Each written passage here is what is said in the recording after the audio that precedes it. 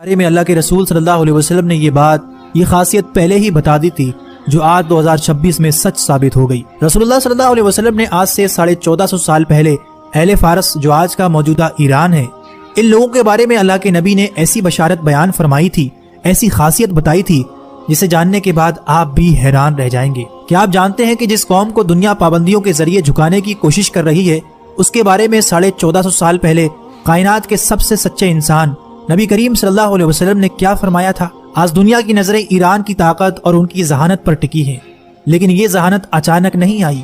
یہ وہ معجزاتی پیشن گوئی ہے جو صحابہ اکرام رضی اللہ تعالیٰ عنہ کے سامنے اس وقت کی گئی تھی جب فارس یعنی پرشیا ایک عظیم سلطنت تھی اور اسلام ابھی پھل پھول رہا تھا۔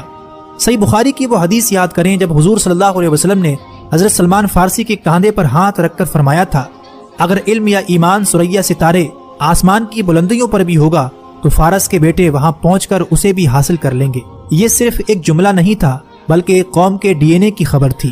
تاریخ گواہ ہے کہ امام بخاری ہوں یا امام مسلم ہوں یا بڑے بڑے مسلم سائنسدان، ان کی جڑیں اسی خطے سے تھیں۔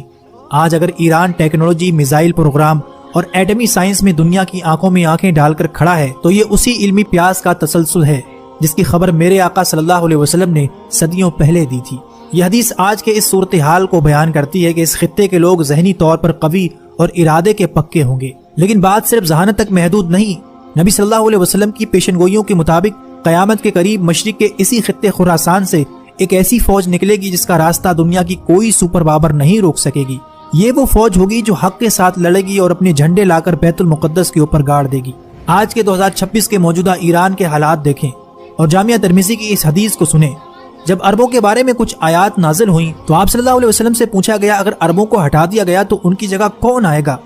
آپ صلی اللہ علیہ وسلم نے حضرت سلمان فارسی کے کاندھوں پر ہاتھ مار کر فرمایا، یہ اور اس کی قوم۔ اور اس کے بعد آپ نے فرمایا کہ اگر علم ثریا ستارے پر بھی ہوتا تو اہل فارس میں سے کچھ لوگ وہاں پہنچ کر بھی اسے حاصل کر لیتے۔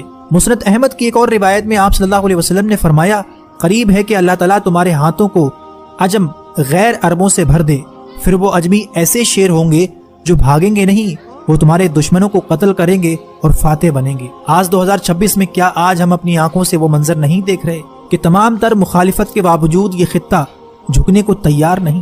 دوستو، یہ محض سیاسی خبریں نہیں ہیں، یہ وہ الہی اشارے ہیں جن سے ہمیں خبردار کیا گیا تھا۔ اللہ کے رسول نے فرمایا تھا کہ ایک وقت ایسا آئے گا کہ تم دیکھو گے مرنے والے کو یہ پتہ نہ ہوگا کہ اسے مارا کیوں جا رہا ہے اور مارنے والے کو یہ پتہ نہ ہوگا کہ وہ مار کیوں رہا ہے۔ یہ جنگی قتل و غارت، ٹیکنالوجی سے لیس آرمی، یہ سب قیامت سے پہلے کی خبردار کرنے والی نشانی